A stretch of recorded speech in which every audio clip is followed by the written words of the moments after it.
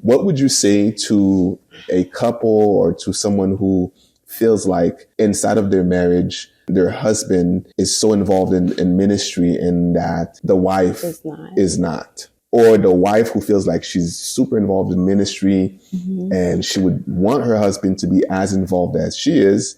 And there's somewhat of a frustration, and it can also cause, a lot of disputes in the marriage. So what would you say to a couple like that? I would say don't make it seem that you chose ministry over your spouse.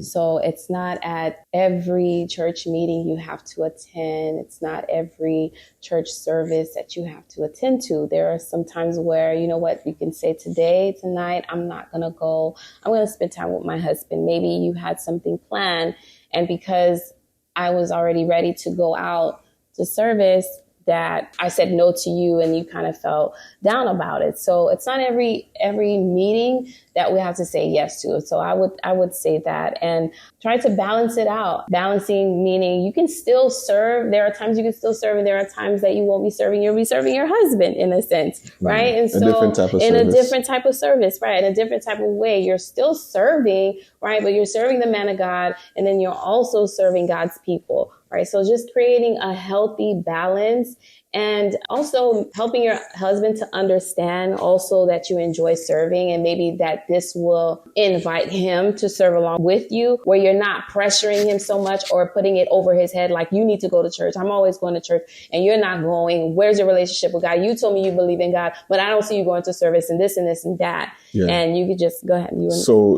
I think that is key.